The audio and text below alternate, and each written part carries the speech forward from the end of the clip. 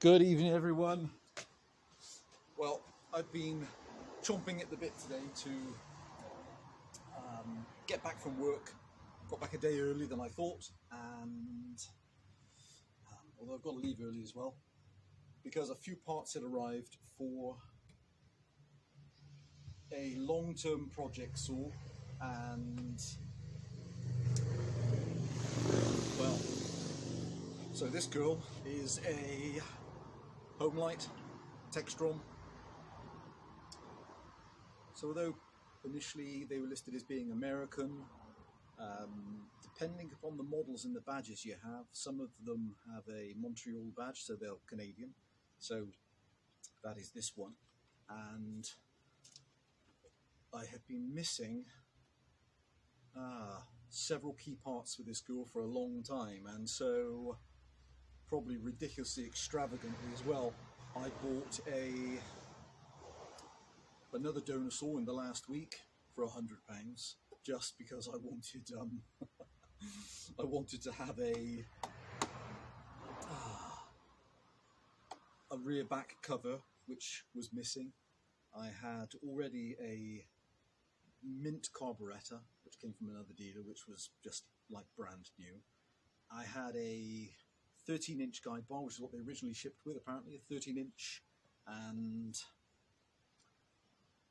I had a 21-inch 7/16 original Oregon chain, which would be perfect for her, but never found a clean enough bar, so have now 21-inch bar, which is the largest they fit on paper.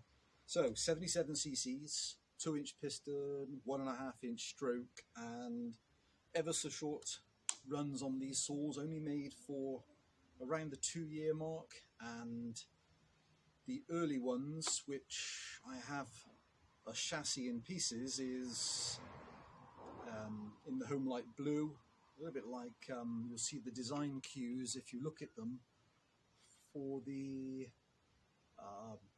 really early saws, like the 563, the 663, so cylinder up on top, and then if you look at presumably what is the replacement for this, which is the C5 and then the C51 and that series of saw, the engine's being rotated back with the carburettor then on top and the head coming back, but same piston, same stroke, 77 cc's again. And but what's beautiful about these saws, the side plate looks a little bit thin if you're kind of used to some of the chunkier mag alloy side plates, and then when you suddenly realize it's actually a steel side plate with the felling spikes already in, and really tough, hard to find them, just beautiful condition. So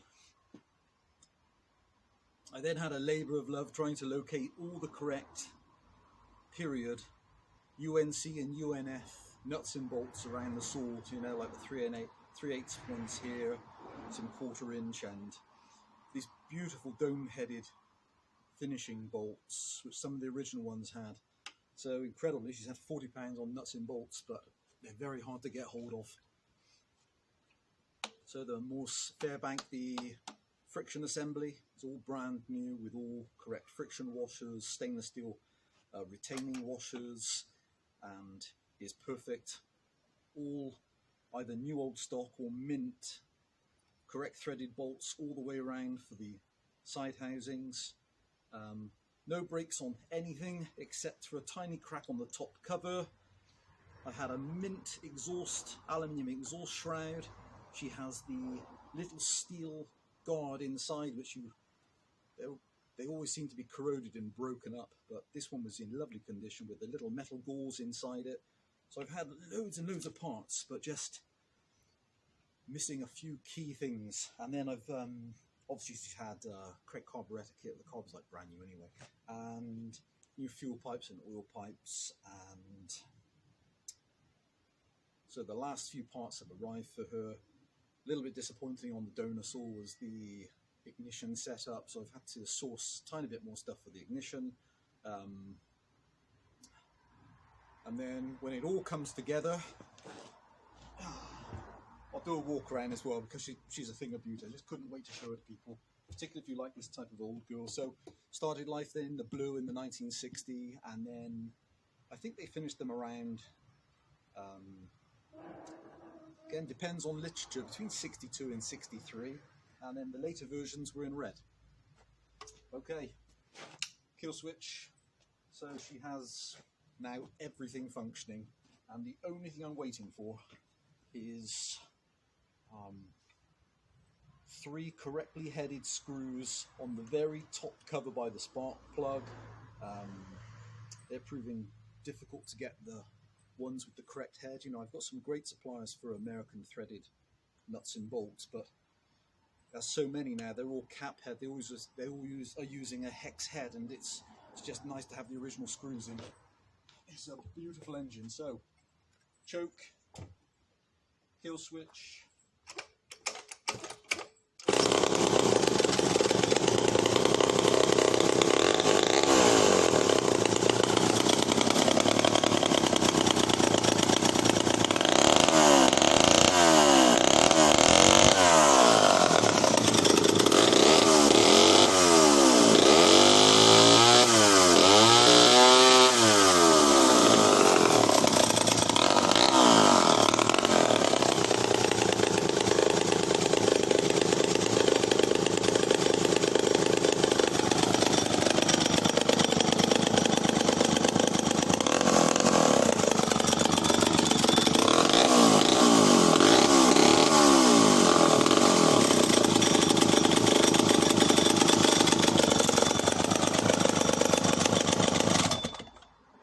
Just sensational. So here she is then. She's approaching, or nearly bang on, around the 60 years old mark, and she's 99.5% complete now. Let me grab the camera and show you guys just what this beautiful old girl looks like. There we go, let's hit the camera off.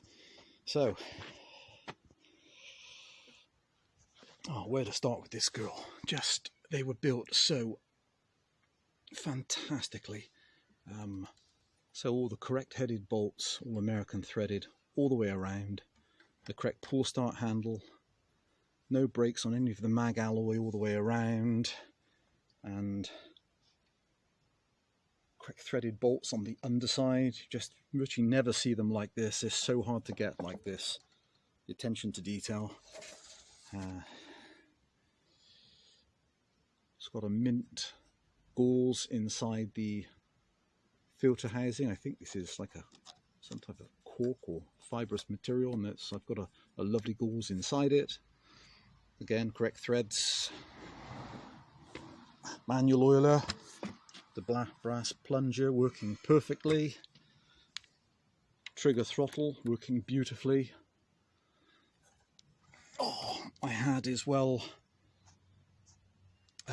nearly perfect side housing, just so hard to find, and 2 mint condition chain guide plates. Now I have this 21-inch vintage solid nose bar running a genuine Oregon 7/16 semi-chiseled chain. Spectacular. I come round to the front, and then there's this very thin side plate made from plate steel, and she's just pristine. And this gorgeous aluminium shroud on the exhaust, and inside there's a little metal retaining cover, directs obviously the gas out this way and retains a mesh inside there, as you can get fuel and flame spitting out. Just they really are old monsters. Fantastic, absolutely fantastic. And on top, so she's running a correct B6S period plug, brand new, and just inside you can make out the starter cup assembly with the little shield. No damage to the flywheel. So she's been an absolute labour of love, this saw. And now here she is. So she's just to make her perfect, I'm just waiting on, even these as well, the two retaining screws for the aluminium exhaust shroud are, again, they're American threaded, correctly threaded, but they are cap heads instead of a slotted dome head. But what a thing of beauty. What an absolute beautiful creature. Let me show her on a restart. So it's the first day today that she has been, get that right. It's the first day today that she's been completed and is up and running.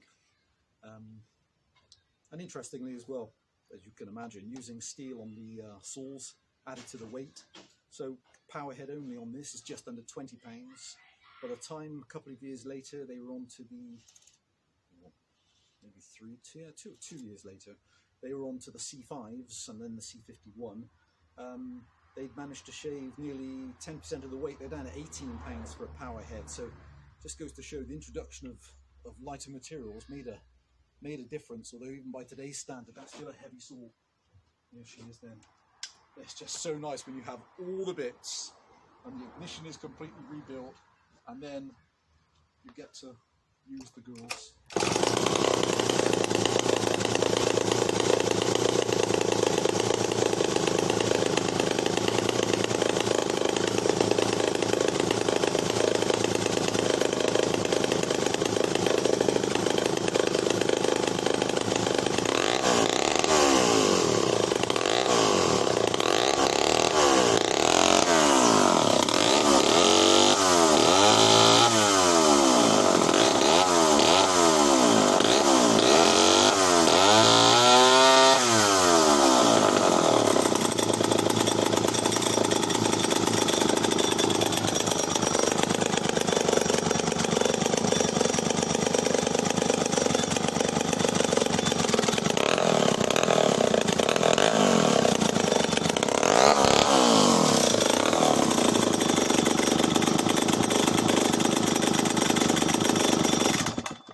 Well, let me know what you think, guys. I think she's just, well, she's close to perfection for me. 60 years old, starting first pull. No major chassis components have any brakes on them. Just this tiny split on the very top shroud, which takes the air from the and directs it around the cylinder head. Other than that, she's unblemished. So I only know a couple of people with 500s, and they don't run like this, and they don't look like this. None of the paint's been messed around with, and so it's painstaking to find and get them with all the correct nuts and bolts, which is why it takes such a long time for some of these saws to be put back together and assembled, just because it's so much effort to get the correct headed UNC and UNF bolts. They're difficult to find. Right, guys. Okay. I was excited. Had to show her because she's just been in pieces for so long, and even though the donor saw and a couple of things were a bit disappointing, doesn't make any difference when you've got your girl together. You think, wow, she's just...